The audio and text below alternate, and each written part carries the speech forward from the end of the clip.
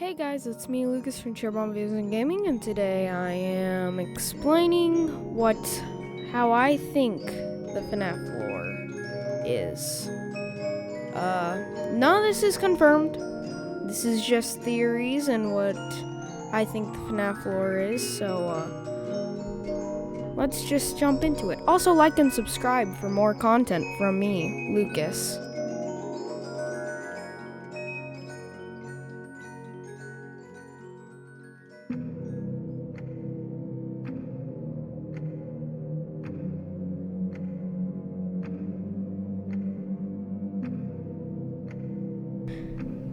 So it all starts with two guys, William Afton and Henry Emily.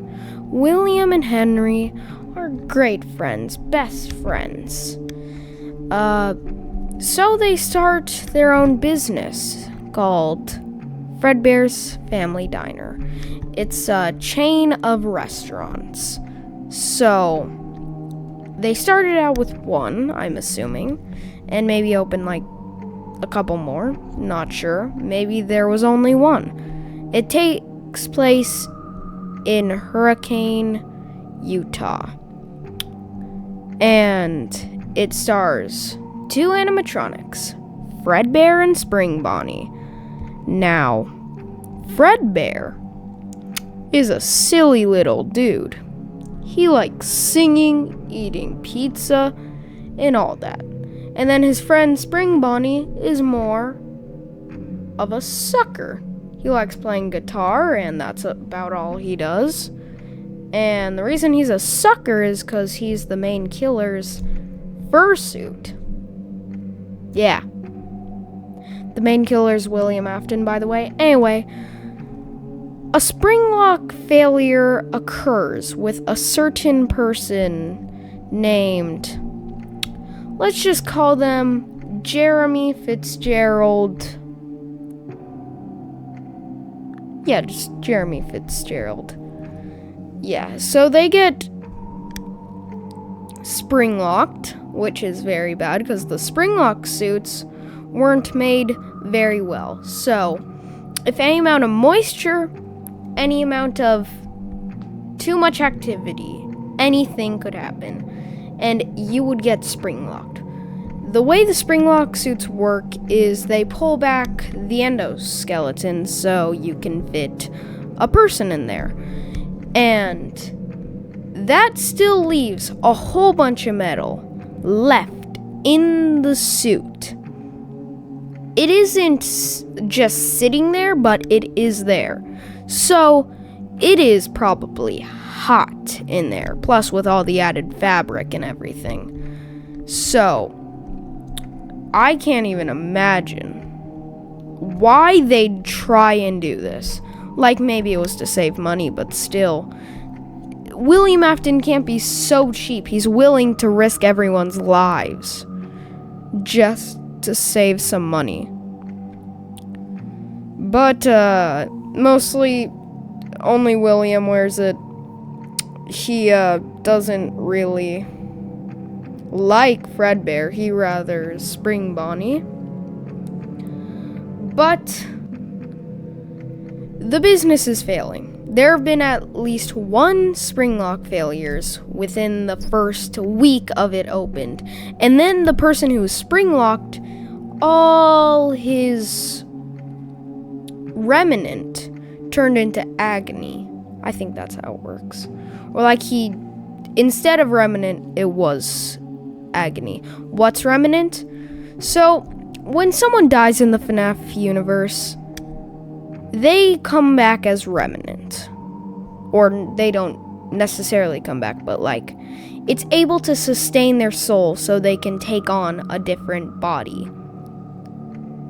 So, that's what I think of it as. I could be completely wrong, but yeah, so then there's agony, which is like different, and Jeremy Fitzgerald turns into Shadow Bonnie. We'll get into that later. William and Henry are about to close down Fredbear's Family Diner William can't let go. Henry's completely ready to shut it down, but William wants to have, like, a party there for his son. So, Henry allows it. They have a party there. Back at the Afton household, Elizabeth Afton, his daughter, is with her mother, and that means that she isn't there for the FNAF 4. But Michael, his other son, keeps playing pranks on his youngest son, Evan Afton. And Evan, after that, has just cried for so long. But then he gets a birthday party at Fredbear's, but he doesn't like it there. He's terrified of the animatronics. He doesn't like it there at all. He saw what he thought was a dead body being stuffed into a Fredbear suit. And then he has to go to his party at Fredbear's. His dad won't listen to him. He assumes it would be great. This is his last chance to keep Fredbear's running. His son takes Evan. Michael takes Evan, stuffs him in Fredbear's mouth. Evan dies. There's a mini spring lock failure that takes place, because Evan is crying so much that the tears make the spring locks and Fredbear malfunction, making the jaw crush his skull and then taking out his frontal lobe. Markiplier thought it was the bite of 87. It's been memed to freaking death, but that ain't true. It was the bite of 83, I think. There's a theory I have, but I'll talk about that maybe later. So yeah. Evan dies. William can't believe this. He really can't. And so he gets into so much rage. He gets into his car. He starts driving. And then he goes to Junior's, which he isn't allowed into. And then he heads back and then notices Henry's daughter is having a hard time getting back inside. He takes this as a point of revenge. Why would he see this as revenge? Who knows? I guess it's because Henry helped make the animatronics. Actually, I think how it is Henry made all the animatronics. William helped in making the springlock suits slightly, but Henry did the rest. And William was mostly just there for promoting the place and the decorations and all that stuff. So then he kills Henry's daughter. The puppet, who was supposed to protect her, goes out there and in the rain starts to malfunction, and then the last thing it can do is fall onto Charlie's dead corpse. And then some remnant gets mixed into the puppet, and then Charlie takes the puppet's form, or not form, but like just takes over the puppet. Then later on, the puppet saves multiple other different souls who were killed by William Afton. And then they take on their own bodies, which is Freddy, Bonnie, Chica, at this new restaurant, Freddy Fazbear's. As William has left the Fazbear Entertainment, Henry still remains there. And he's running the business pretty much. He's the only one working on the animatronics and everything. He kept the TV show running and everything. So he opens a new restaurant, Freddy Fazbear's. It's based on the show, with Freddy, Bonnie, Chica, and Foxy. My favorite is Foxy. Well, yes, I didn't have to bring it up. I thought I would anyway. Now, Henry is failing with Freddy Fazbear's. No one comes there after Fredbear's. They realize that it's connected because the animatronic Fredbear looks exactly like Freddy Fazbear. Yeah. So, Henry, having his one daughter gone, is distraught. He will never leave his office at Freddy Fazbear's. He only hires some people, starting with one person. He hired a night guard at this new and improved Freddy Fazbear's. Why do I say new and improved? Because that's what they say in the game. He hires one person. It is Jeremy Fitzgerald's son, who is named Jeremy Fitzgerald, and he works there for the entire week, and then he leaves. So more stuff happens, and eventually the bite of 87 happens. Now, we don't know who caused the bite of 87, but here's who I think caused the bite of 87. The animatronics are able to roam around during the day at this new Freddy Fazbear's with the toy animatronics, and kids are messing with Mangle. And then Mangle, accidentally, bites one of the kids in the head, biting off the frontal lobe. Eventually, the frontal lobe grew back, luckily, but it wasn't very good for Freddy Fazbear's reputation. Yeah, so they had to close down that location. And then a new one was opened. The new Freddy Fazbear's. It was opened in the 90s, and everyone loved it. It was so cool. It was like the old one, but the animatronics are better. When I say better, I mean worse. They look horrible. You can kind of see them right now, actually. Yeah, they're ugly. They were not like the toy animatronics. The toy animatronics were meant to appeal to kids more, while this one was made just to keep the business running. It was made for one purpose: to make a bit of money. Henry, being alone in this situation, he had to quickly build the animatronics only like 5 years after the last one closed. He had just one idea, so he quickly put together a couple endoskeletons. He sewed up his own suits for them and put them on. Now, they didn't look too good, but it was good enough that parents brought their kids to this new Freddy Fazbear's. He tried to create a better reputation for this new one. He added more safety features than ever, which never actually got inputted. He thought about doing it, but eventually never did.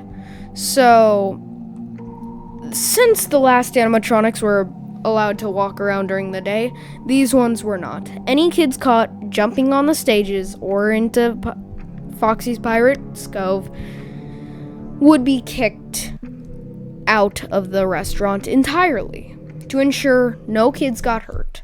They were not allowed in parts and services or nothing. So, it was doing pretty well. So, at night, he would hire a new security guard named Michael Afton.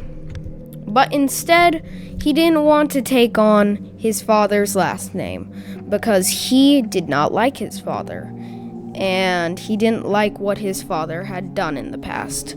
So he takes on his mother's maiden name, which was Schmidt, and that's what he went by when signing up. And he was hired. luckily.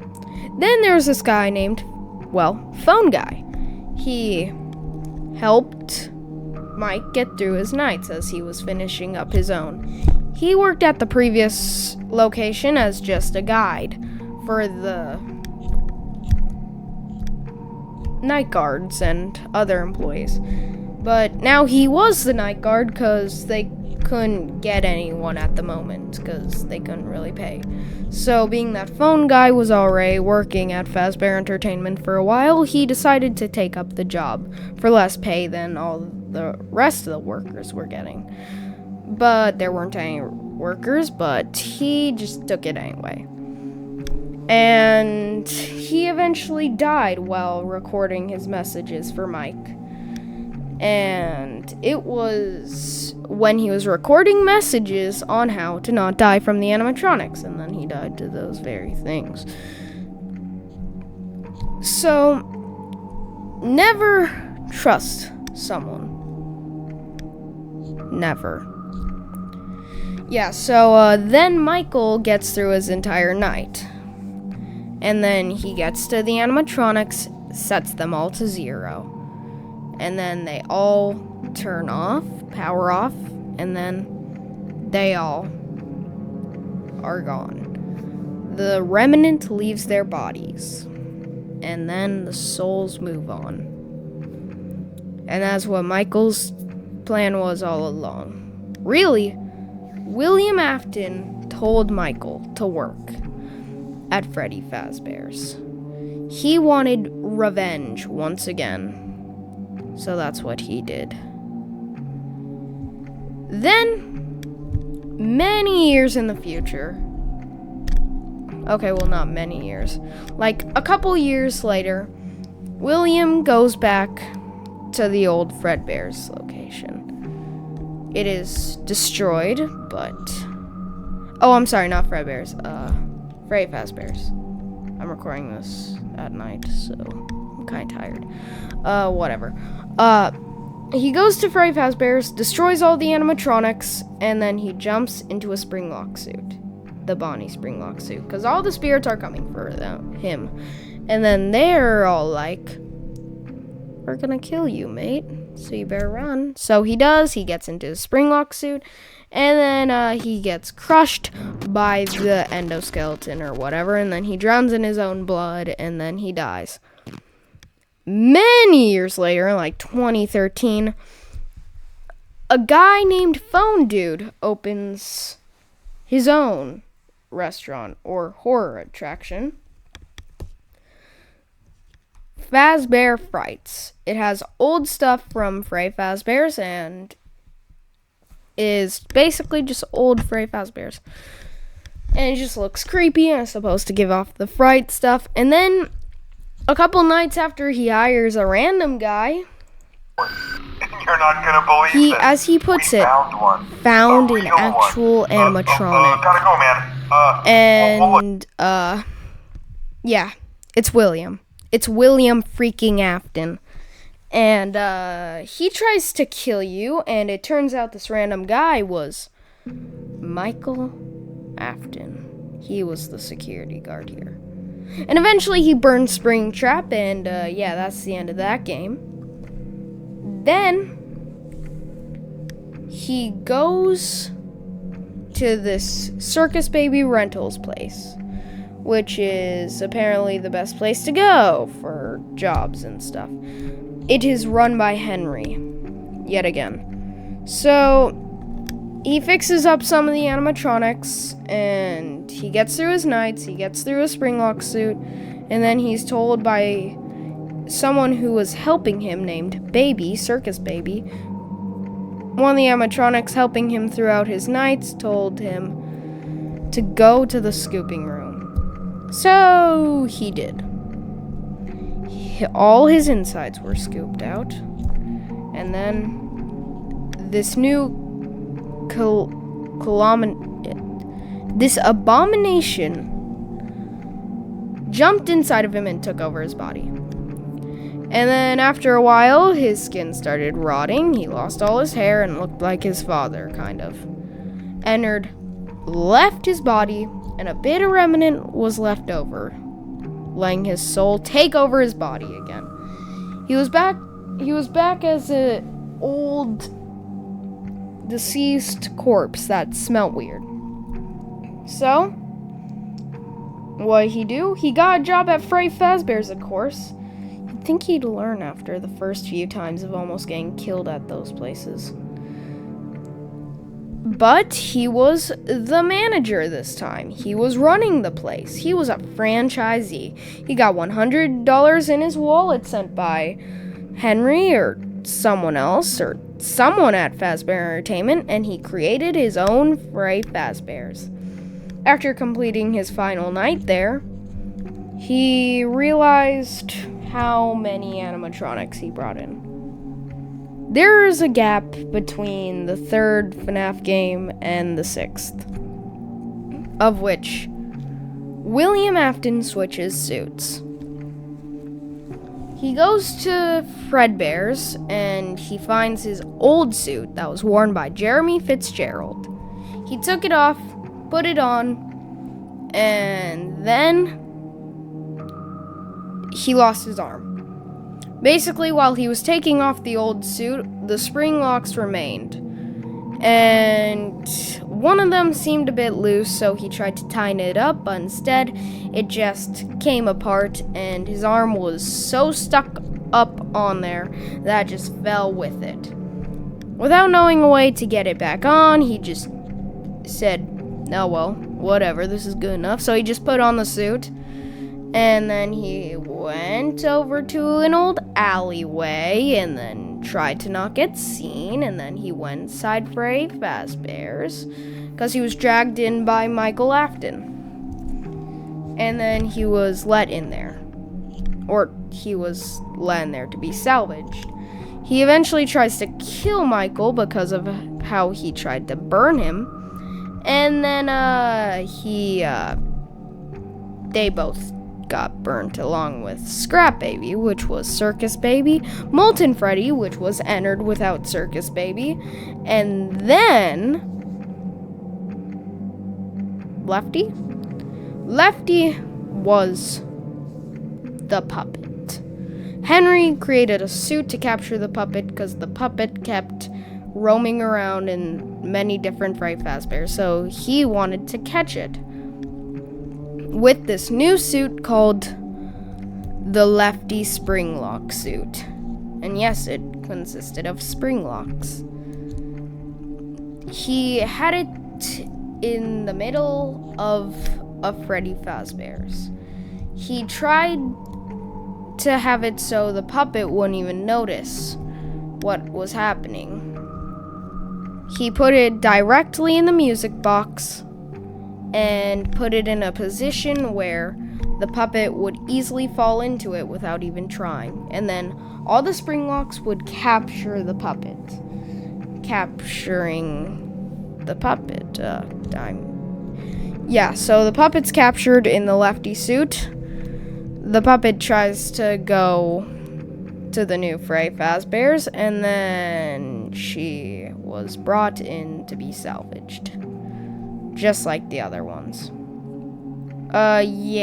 So Michael kind of was in a tricky situation with everything he saw trying to kill him. All the animatronics wanted a bit of revenge. Circus Baby, for some reason, just because. And then Molten Freddy, because, it just seemed like a bunch of fun to him, because it's freaking Fun Time Freddy. He's a sociopath. And I like him. He's my favorite animatronic in Sister Location. Almost. I have to give it to Funtime Foxy, but he's second up there.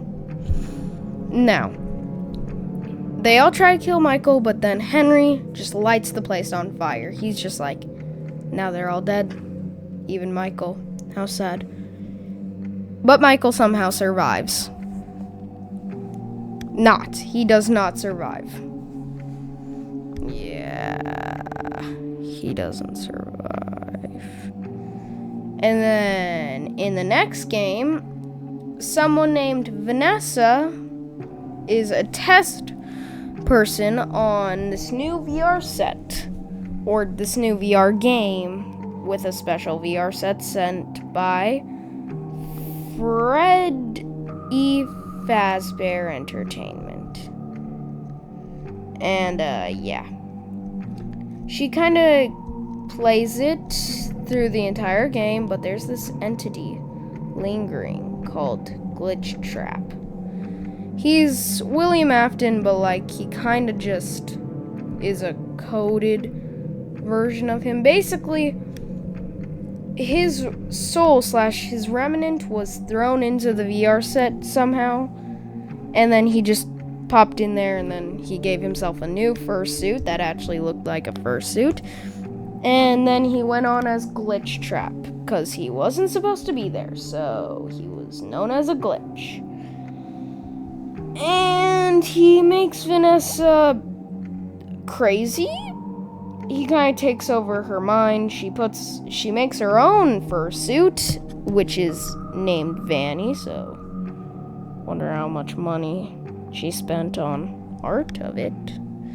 And then she started a YouTube channel of her own. She called it Vanny Plays with Freddy Fazbear.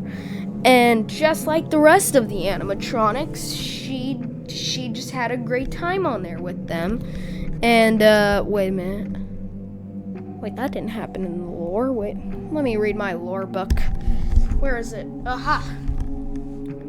Yeah, it doesn't say anything about Vanny being a YouTuber. But it does say something about her being a Twitch streamer. Yeah, I'm kidding. Now. Everything goes well for a while until it doesn't. There's this place called the Pizzaplex that opens, which has pretty much everything from the old locations, from the old animatronics to old art to old stuff. And then there's this kid that gets lost there for some reason.